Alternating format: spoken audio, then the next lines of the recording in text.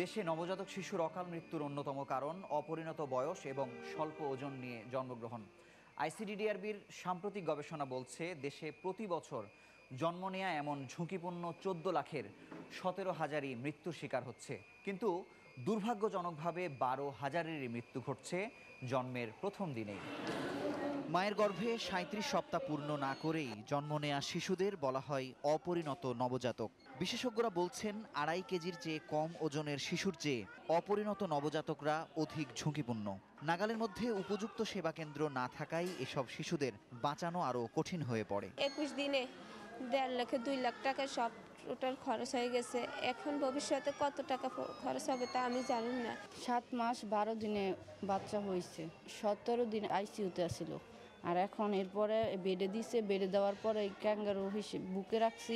15 বছর না হইতেই বিয়েটা দিছে। আমি তো বুঝতে পারি নাই, এখন নিজের কারণে আমার বাচ্চাটা ঝুঁকি হয়েছে। সিদ্ধান্ত বলেছিল যে বাচ্চা বাঁচাতে পারবো না, মাকে বাঁচাবো। মায়ের গর্ভে কম সময় থাকায় শিশুদের হার্ট, লিভার, চোখ সহ প্রায় সবকিছুই অপরিণত। এক্ষেত্রে জন্মের পরপর সঠিক যত্ন নেওয়া গেলে অধিকাংশকেই স্বাভাবিক জীবনে ফেরানো সম্ভব বলে মত নবজাতক বিশেষজ্ঞদের। প্রথম সপ্তাহের ভিতরে এই সব বেশিরভাগই মৃত্যুটা হয়ে যায়। এই সময়টা যদি আপনি এদেরকে ভালো রাখতে পারেন, তাদেরকে উষ্ণ রাখলেন, তার খাওয়ার ব্যবস্থা করতেন, তার ইনফেকশন হতে দিলেন না, তার পুষ্টিটার ব্যবহার করলেন, তার অক্সিজেনটা যদি লাগে, লাংসে যদি ফাংশন করতে একটু অক্সিজেন দিলেন, এটা যদি আপনি মেনটেন করতে পারেন, তাহলে দেখবেন যে 1 সপ্তাহ পরে তার বাঁচার সম্ভাবনাটা অনেক বেড়ে গেল। এবং এদের অনেকের হিস্ট্রি আছে 1300 গ্রাম 1400 গ্রাম, এখন ক্লাসে ফার্স্ট হয়। যারা খুব বেশি কম ওজন হয়, 28 সপ্তাহের নিচে হয়েছে, 1 কেজিরও নিচে হয়েছে, একটা অ্যাডভান্সড কেয়ার সিস্টেমের মধ্যে না নিয়ে আসলে এদেরকে রক্ষা করা ডিফিকাল্ট হয়। তবে অপরিণত নবজাতকদের জন্মের 30 দিনের মধ্যে চোখের লেজার চিকিৎসা না করালে সারা জীবনের জন্য অন্ধ হওয়ার আশঙ্কা থাকে। চোখের পাশাপাশি একজন নাক কান গলা বিশেষজ্ঞর শরণাপন্ন হওয়ারও পরামর্শ দিচ্ছেন চিকিৎসকরা। 2000 গ্রামের চেয়ে কম ওজনের এবং 35 সপ্তাহ আগে জন্ম নেওয়া বাচ্চাকে, বিশেষ করে যাদের এনআইসিইউতে অক্সিজেন লেগেছে বা এই ধরনের বিভিন্ন চিকিৎসা লেগেছে, তাদেরকে 30 দিনের মধ্যে অবশ্যই চোখের ডাক্তার যারা আরোপির চিকিৎসা করেন তাদেরকে দেখাতে হবে, অন্যথায় বাচ্চাটা অন্ধ হয়ে যেতে পারে চিরতরে। সর্বোপরি এই সময়ে শিশুর সঠিক যত্নে ক্যাঙ্গারু মাদার কেয়ারের ভূমিকা অনন্য। বাচ্চাকে মার বুকে 2 স্তনের মাঝে রাখা হয় এবং একটা বাচ্চার চামড়া মার চামড়া মাঝখানে কিছু থাকে না, মার গরমে বাচ্চা গরম থাকে এবং দুজনকে একসাথে একটা কাপড় দিয়ে পেঁচানো হয়, বাচ্চার মাথা ঢেকে রাখা হয়, হাত পায়ে মোজা পরা হয় এবং বাচ্চা যদি মোটামুটি স্টেবল থাকে, অর্থাৎ সে অক্সিজেন লাগছে না, শ্বাসটা নিচ্ছে, তখন আমরা বলি ক্যাঙ্গারু মাদার কেয়ার চালু করতে। ক্যাঙ্গারু মাদার চালু করলে তার ওই যে শরীরটা গরম থাকে, মার সংস্পর্শে থাকে, তার নড়াচড়া হয়, যার ফলে তার শ্বাস বন্ধ হয় না, রোগ জীবাণু ঢুকতে পারে না। ঝুঁকিপূর্ণ শিশুর জন্ম নিয়ন্ত্রণে বাল্যবিবাহ রোধ এবং গর্ভকালীন নারীদের ভারী কাজ থেকে বিরত রাখার আহ্বান বিশেষজ্ঞদের। মায়ের অতিরিক্ত রক্তশূন্যতা, পুষ্টির অভাব, যদি রক্তচাপ বেশি হয়, অতিরিক্ত পরিশ্রম, শুধু বাড়িতে না, রাস্তায় মাটি কাটছে মেয়েরা, পাথর ইট ভাঙছে, বাচ্চার ওজন কিন্তু নির্ভর করে অনেকটা হলো মায়ের কিশোরী বয়সে তার পুষ্টি কেমন ছিল সেইটার উপর, কিন্তু সেটার সাথে কিন্তু একটা ডাইরেক্ট রিলেশন আছে বাচ্চার ওজনের। কাজেই মেয়ের পুষ্টির দিকে আরও বেশি খেয়াল রাখতে হবে। একটি সুস্থ শিশু জন্মদানের জন্য মায়ের প্রস্তুতির কোনো বিকল্প নেই, তবে সেই প্রস্তুতি শুধু গর্ভধারণের পরে নয়, বয়সন্ধিকাল থেকে কিশোরীর পুষ্টি চাহিদা নিশ্চিত করার মধ্য দিয়েই শুরু হয় একজন ভবিষ্যৎ মায়ের প্রস্তুতির পর্ব। সুপ্রিয় দর্শক, স্বাগত জানাচ্ছি বদ্যিবাড়িতে, সঙ্গে আছি মুজাহিদ শুভ। অনুষ্ঠানের শুরুতেই প্রচারিত প্রতিবেদনটি দেখে আপনারা এতক্ষণে নিশ্চয়ই বুঝতে পেরেছেন আমাদের আজকের আলোচনার বিষয় নবজাতকের মৃত্যু রোধের উপায়। আর এ নিয়ে কথা বলতে আজ আমাদের সঙ্গে উপস্থিত আছেন 2 জন বিশেষজ্ঞ চিকিৎসক। চলুন শুরুতে তাদের সঙ্গে আপনাদের পরিচয় করিয়ে দিই। আমাদের সঙ্গে আছেন অধ্যাপক ডাক্তার মোহাম্মদ A.K. আজাদ চৌধুরী, নবজাতক বিশেষজ্ঞ, এবং আরও আছেন অধ্যাপক ডাক্তার লাইলা আরজুমান বানু, গাইনি বিশেষজ্ঞ। আপনাদের দুজনকে আমাদের সঙ্গে যুক্ত হওয়ার জন্য আন্তরিকভাবে অভিনন্দন জানাচ্ছি। আমরা ইতিমধ্যেই আমাদের প্রতিবেদনটি দেখলাম। আমি প্রথমেই ডাক্তার আজাদ চৌধুরী আপনার কাছে জানতে চাইব যে অপরিণত নবজাতকের কোন কোন অঙ্গ প্রত্যঙ্গ আমরা যাই বলি ঝুঁকিতে থাকে সেটা আমরা জেনেছি, কিন্তু এটি কতদিন পর্যন্ত আসলে ঝুঁকিতে থাকে এবং এই খেয়ালটা অভিভাবকের কতদিন পর্যন্ত রাখা দরকার? ধন্যবাদ।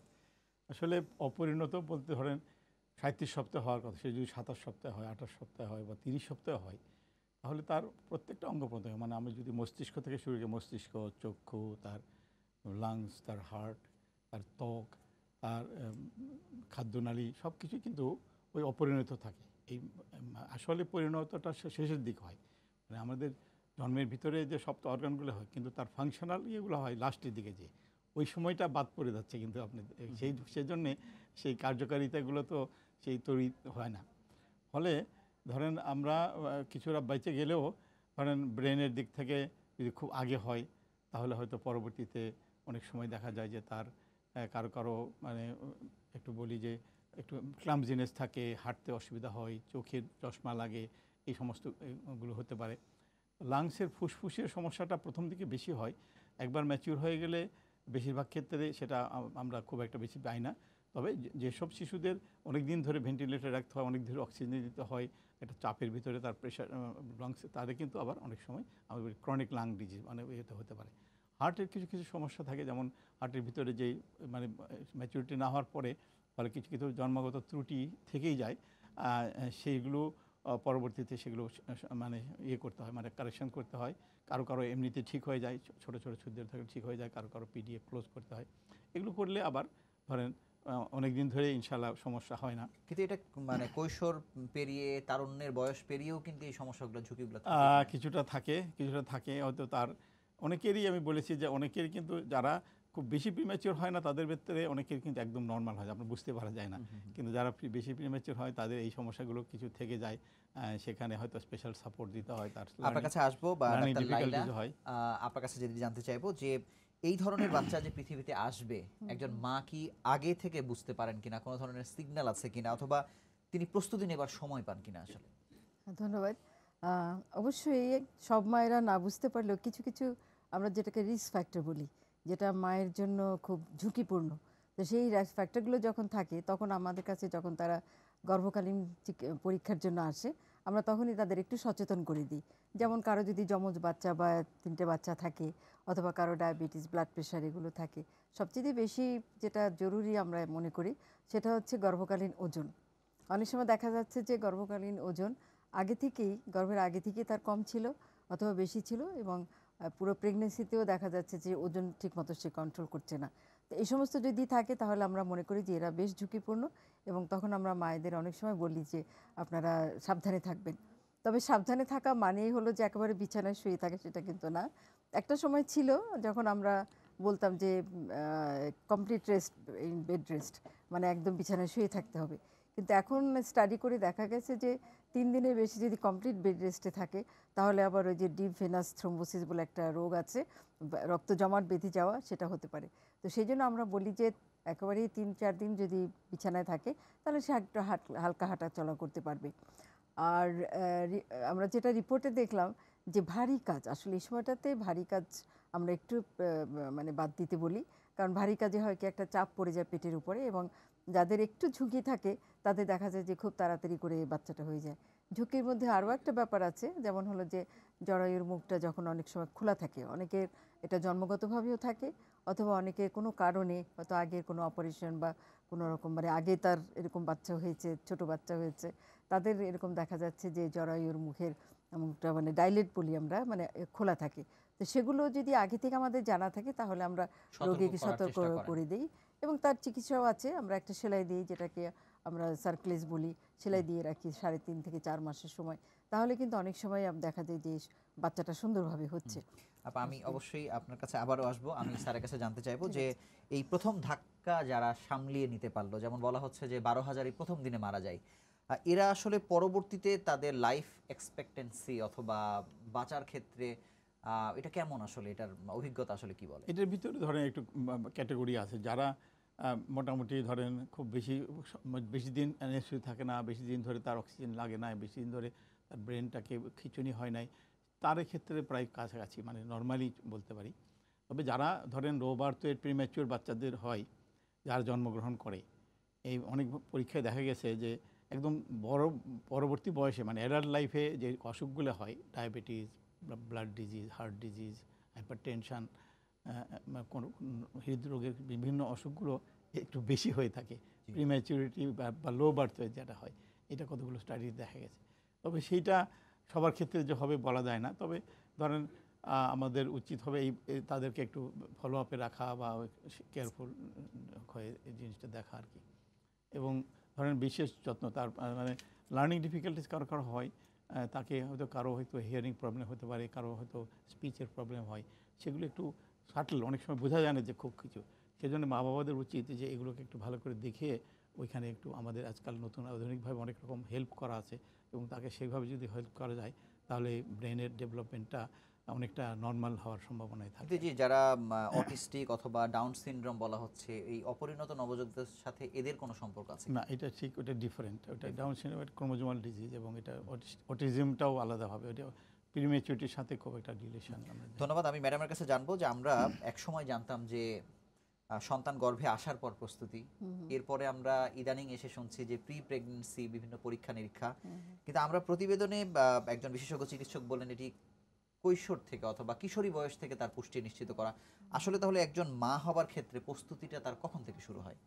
এটা আরেকটা খুব ভালো প্রশ্ন, কারণ আজকাল যেমন আমরা বলি যে বাল্যবিবাহ না, কারণ বাল্যবিবাহের ফলে যা হয় যে আমার কাছে বেশিরভাগই কিছু পেশেন্ট আসে, দেখা যাচ্ছে 13 বছরে বিয়ে হয়েছে, 15 বছরের মধ্যে তার বাচ্চা শুরু হয়েছে। তো এই যে অপরিণত যে মা, একে অপরিণত মাই বলবো, তার কিন্তু এরকম অপরিণত শিশু হওয়ার সম্ভাবনা অনেক বেশি। হ্যাঁ, দেখলাম। আর তাছাড়া হচ্ছে যে নিউট্রিশন যেটা বলা হয়েছে, যে নিউট্রিশনটা খুবই ইম্পর্টেন্ট। যারা মানে ছোটোবেলা থেকেই ওটা, অনেক সময় দেখা যায় যে মেয়েরা সাধারণত একটা ফ্যামিলিতে তারা একটু ডিপ্রাইভ থাকে, মানে একটু বঞ্চিত থাকে হয়তো, মানে সবার এখন যারা শহরে থাকেন তাদের বেলা না, কিন্তু গ্রামে অনেক সময় দেখা যায় 4-5টা বাচ্চা আছে, তার মধ্যে দেখা গেল যে মেয়েটাকে অতটা মানে কেয়ার করা হয় না বা খেয়াল রাখা হয় না, সে একটু অপুষ্টি নিয়েই গড়ে ওঠে। সেই অপুষ্টিটা কিন্তু তার ভবিষ্যৎ জীবনে বাচ্চা হওয়ার সময় তার সেটা খুবই একটা মানে খারাপ ইফেক্ট তৈরি করে, যেটা আমি বললাম। তো কাজে আমরা কিন্তু এখন যেটা বলি যে লাইফস্টাইল মডিফিকেশন, তার মধ্যে কিন্তু এমন না যে সবসময় খুব মানে বোটা তাজা হতে হবে তা না, তার পুষ্টিটা যেন ঠিক মতো হয়। কাজে পুষ্টি ঠিক মতো হলে কিন্তু এই সমস্ত যেগুলো আপনি গ্রামের নারীদের কথা যদি বলি, তাহলে আমরা একটু উচ্চ আয়ের যারা মানুষ, তাদের ক্ষেত্রে এই ধরনের আসলে নবজাতক জন্মগ্রহণ করছে কিনা, তাদের সমস্যাগুলো আসলে কি? তাদের কিন্তু এই সমস্যাটা থাকে না, তাদের অন্য সমস্যা, যেটা আমরা বলেছি যে তার আগে থেকে যদি মানে এখন যেটা হচ্ছে যে অনেকেরই স্বাভাবিকভাবে বাচ্চা হচ্ছে না, তারা একটু ক্যারিয়ার কথা চিন্তা করে হয়তো অনেকে 35 বছরের পরে বাচ্চা নিচ্ছেন, তাদের স্বাভাবিকভাবে হচ্ছে না, তখন হয়তো তারা যেটা টেস্ট টিউব বেবি বা আর্টিফিশিয়াল যেটা আমরা বলি যে ART, অ্যাসিস্টেড রিপ্রোডাক্টিভ টেকনিক, তার মাধ্যমে বাচ্চা হচ্ছে। তো সেই সব বাচ্চাদের মধ্যে কিন্তু জমজ অনেক সময় 3টে বাচ্চাও থাকে। তো এই ক্ষেত্রে কিন্তু যে কোনো সময় কিন্তু প্রিম্যাচিওর লেবার হতে পারে। তো কাজে এটা একটা রিস্ক তাদের জন্য। সেক্ষেত্রে আদর্শ সময় আমরা কোনটি বলতে পারি, যে সময়টা আসলে একজন সুস্থ সন্তান আসার ক্ষেত্রে গুরুত্বপূর্ণ? সেই সময় অবশ্যই আমরা মনে করি যে 30-এর আগেই, একটা 25 থেকে 30-এর মধ্যেই একটা মানে মেয়েদের তাদের চিন্তা ভাবনা করা উচিত তার বাচ্চা কখন নিবে সে, এবং বাচ্চা নেওয়ার আগে যেটা আপনি একটু আগে বলেছিলেন যে প্রি প্রেগনেন্সি কাউন্সেলিং, এটা খুব ইম্পর্টেন্ট। এটা কিন্তু আমরা এখন মনে করি যে প্রত্যেকটা মেডিকেল কলেজে বা প্রত্যেকটা হাসপাতালে এটা থাকা উচিত। সেটা হলো যে একটা যখন নবদম্পতি অনেকেই ইদানিং আসেন, এবং তাদের উচিত যে তারা বাচ্চা নেবার আগে অবশ্যই ডাক্তারের শরণাপন্ন হবেন যে তার সব কিছু ঠিক আছে কিনা। যেমন অনেকে ডায়াবেটিস আছে, তার ডায়াবেটিস কন্ট্রোলে নেই, তার হয়তো চোখের সমস্যা আছে, তার কিডনির সমস্যা আছে, অনেকের আমাদের রক্তের কিছু অসুখ আছে, ব্লাড প্রেশার কন্ট্রোলে নেয়। এই অবস্থায় বাচ্চা নিলে কিন্তু দেখা যাচ্ছে যে তার আরও বেশি জটিলতা দেখা যাচ্ছে। তো সেই জন্য আমরা বলি যে প্রি প্রেগনেন্সি কাউন্সিলিংয়ের সময় এগুলো তারা দেখে, আমরা যখন বলি যে এগুলো চিকিৎসা করে নর্মাল হলে তারপরে তার বাচ্চা নেওয়া উচিত। অসংখ্য ধন্যবাদ। আমি স্যারের কাছে জানবো, আরেকটা আমি একটু অ্যাড করি, অ্যাডোলেসেন্ট, মানে অ্যাডোলেসেন্ট আমরা বলি আর কি, যখন মানে কিশোরীর যে বয়সটা আছে, ওই সময়টা একটা মেয়ের যখন 9-10 বছর হয়ে গেল, তখন থেকে যদি পুষ্টি ঠিকমতো না হয় তাহলে কিন্তু বডি গ্রোথ ডেভেলপমেন্ট হবে না। ওর একটা বডির জন্য একটা মানে স্ট্রাকচারাল একটা ডেভেলপমেন্ট দরকার, একটা নর্মাল ফুল টার্ম বেবি হওয়ার জন্য, তা না হলে কিন্তু সমস্যা হয়ে যায়। এটা কিন্তু খুব ইম্পর্টেন্ট। স্যার, আমরা একটু ক্যাঙ্গারু মাদার কেয়ারে আসবো, যেটি নিয়ে আপনি জীবনের একটি উল্লেখযোগ্য সংখ্যক সময় কাজ করেছেন, কিন্তু এই সেন্টারগুলো আসলে খুব বেশি সহজলভ্য না, প্রত্যন্ত অঞ্চলের মানুষ হয়তো পাচ্ছে না, জেলা পর্যায়ে পাচ্ছে না, কিন্তু এই সেবার পদ্ধতিটা বাড়িতে বসেও কি আসলে এই ধরনের সেবা পেতে পারে কিনা একজন নারী? আসলে জি, ধন্যবাদ। এটাই তো আমাদের, কারণ আমাদের দেশে দেখেন 60 থেকে 60 ভাগেরও বেশি বোধহয় এখনো গ্রামে ডেলিভারি হচ্ছে। তাহলে এই বাচ্চাগুলো তো ওখানে প্রিম্যাচিওর বাচ্চা বেশি হচ্ছে, আবার গ্রামে দেখেন বাল্যবিবাহ বেশি, ওখানে হয়তো বা একটু বেশি হচ্ছে এখানকার চেয়ে। ফলে ওইখানে যদি আমরা না নিতে পারি, তাহলে কিন্তু আমরা খুব একটা মানে সাকসেসফুলি আমরা করতে পারবো না সবার ক্ষেত্রে। এটা করা সম্ভব। মানে এখন কথা হচ্ছে যে একটা প্রিমেচিউর বাচ্চা হয়েছে 1500 গ্রামের বাচ্চা, এটাকে শুধু আমি বললাম বুকের ভিতর রেখে দাও, খেটে রাখো, এটা ইট ইজ নট দ্যাট, মানে এটা এত সহজ না। কারণ ওই বাচ্চাটার অনেক সমস্যা হতে পারে, তার শ্বাসের প্রবলেম হতে পারে, তার খাবার কীভাবে দিতে হবে দেখতে হবে, তার অন্যান্য যদি সমস্যা হয়, সেটা যদি হঠাৎ করে শ্বাস বন্ধ হয়ে যায় বা হার্টের হয় বা নড়াচড়া বন্ধ হয়ে যাবে, একটু খিঁচুনি হয়, তখন কি করবে, এই জিনিসগুলো মাকে আমাদেরকে ট্রেন করতে হবে, আগে বুঝাইতে হবে যে তোমাকে এইভাবে রাখতে হবে। কীভাবে রাখবো, পজিশন আপনি বাঁধার সময় যদি আপনি আমাকে যেখানে বাধা হয় তা না আমি বুকের উপর চাপ দিয়ে ব্যাধি, তাহলে কিন্তু সে নিজেই শ্বাস নিতে পারবে না। এই সব কিছু বাধা থেকে শুরু করে সব কিছু একটু টেকনিক্যাল ব্যাপার আছে, যেগুলোকে আমার মাকে একটু বুঝায় তারপরে কেউ যদি সুপারভাইজ করে 2-একবার দেখায় দেয়, তারপরে এটা করতে পারবে। সেই জন্য এটা আমরা নিতে পারি, মানে স্বাস্থ্যকর্মীদের যদি আমি শিখিয়ে দিই এবং তারা যদি হয়তো একবার সেন্টারে একদিন রাখলাম, তারপরে গ্রামে দিলাম, বাড়াইতে দিলাম, অথবা যদি আমরা একটা ট্রেন্ড পার্সোনেল রাখি এবং তারা যে গ্রামে যে শেখায় এবং সুপারভাইজ করতে হবে, যে যদি দেখে আসলো 2-একবার যে না এরা ঠিক করছে, তাহলে এইভাবে আমরা করতে পারি। এবং আলটিমেটলি হয়তো করতে হবে, তা না হলে আমরা তো গ্রামেগঞ্জে এটা চালাতে এবং পারবো এই ধরনের শিশুদের কেয়ার করার জন্য মানে থানা স্বাস্থ্য কমপ্লেক্স কতটা ভূমিকা পালন করে? হ্যাঁ, খুব ভালো ভূমিকা পালন করতে হবে। এটা আমাদেরকে নিতে হবে, এই মেসেজটা নিতে হবে, স্বাস্থ্যকর্মীদের সবাইকে বুঝাইতে হবে, হেলথ মানে আমাদের ডক্টর থেকে সবাইকে, তারা যদি এই জিনিসটা বোঝে এবং তারা মনে করে যেটা হবে প্রত্যেকটা প্রিমেচিউর বাচ্চা হচ্ছে, প্রিমেচিউর বাচ্চা হলে কীভাবে যদি আমরা ওদেরকে মানে প্রথমে ওরিয়েন্টেশন তাদের মাথার মধ্যে ঢুকাতে হবে যেইভাবে, তারপরে তাদেরকে কিছু প্রশিক্ষণ দিতে হবে এবং তাদেরকে জিনিসটা বোঝাতে হবে। এবং সেটা যদি মনে করে যে আমাদের সমস্ত পরীক্ষার মানে নবজাতকের বা সেবার ভিতরে এটি একটা সেবা এবং এটি একটা সিস্টেম আছে, এইভাবে করতে হবে, এবং আমরা যদি ট্রেন আপ করি তাহলে কিন্তু এবং প্রত্যেকটা সেন্টারে কিন্তু আমরা ইনশাআল্লাহ করতে পারবো। এবং আমাদের এটা এম আছে, সরকারের এম আছে, এবং এটা এভাবে নিয়ে যাওয়া হচ্ছে, এখন ডিস্ট্রিক্ট লেভেলে নিয়ে যাওয়া হচ্ছে, এখানে সাব ডিস্ট্রিক্ট লেভেলে এটা নেওয়া হবে ইনশাআল্লাহ। এবং তারপরে হয়তোবা যদি নিতে পারা যায় তো এটা অনেকটা লাভ হবে ইনশাআল্লাহ। অসংখ্য ধন্যবাদ। আমরা একেবারে শেষ প্রান্তে ম্যাডামের কাছে একটি শেষ প্রশ্ন করতে চাই যে আপনারা সবসময় বলে থাকেন যে স্বাস্থ্য কেন্দ্রে ডেলিভারি করার কথা বলা হয়, এটি আসলে সুস্থ সন্তানের জন্য জরুরি নাকি এই যে স্বল্প ওজন অপরিণত নবজাতক তাদের কেয়ারের জন্য জরুরি?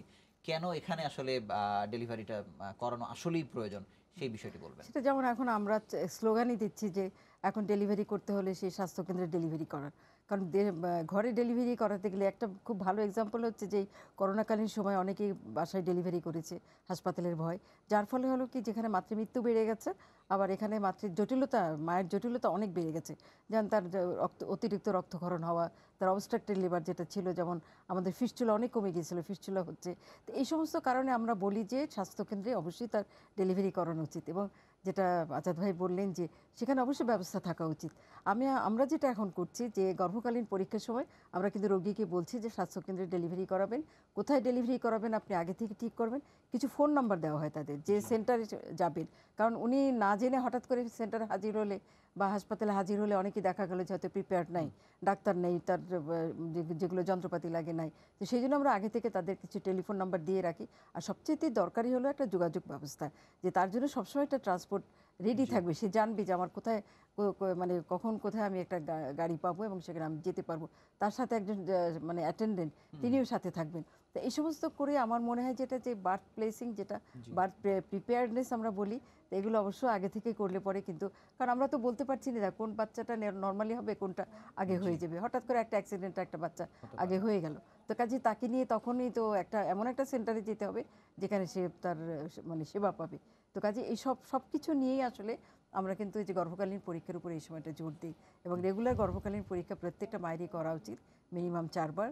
তার স্বাস্থ্যকেন্দ্রে তার অবশ্যই যাওয়া উচিত, এবং স্বাস্থ্যকেন্দ্রে ডেলিভারি করাবে সেটা সে প্রথম থেকে ঠিক করা উচিত। আপনাদের দুজনকেই অসংখ্য ধন্যবাদ খুব চমৎকার পরামর্শ দেওয়ার জন্য, এবং দর্শক আমাদের সঙ্গে বা দীর্ঘ সময় ধরে থাকার জন্য আন্তরিকভাবে আপনাদের অভিনন্দন জানাচ্ছি। আপনারা ইতিমধ্যে জেনে গেছেন যে একটি সুস্থ সন্তানের জন্য আসলে প্রস্তুতিটি একেবারে কিশোরী বয়স থেকে হওয়া দরকার। একজন কিশোরী প্রস্তুতি নেবেন ডেলিভারির আগে এবং ডেলিভারির সময়ে, সবসময়ই একটি প্রস্তুতি যেমন প্রয়োজন আছে, তবে অবশ্যই পরিবারের সর্বোচ্চ সহযোগিতা প্রয়োজন যেন একটি সুস্থ সন্তান পৃথিবীতে আসে। তো এই ছিল আজকের মতো। আগামী বুধবার এই সময়ে একই সময়ে হাজির হব বদ্যিবাড়িতে নতুন কোনো বিষয় নিয়ে। সেই সময় পর্যন্ত ভালো থাকুন, সুস্থ থাকুন এবং সঙ্গে থাকুন সময়ের।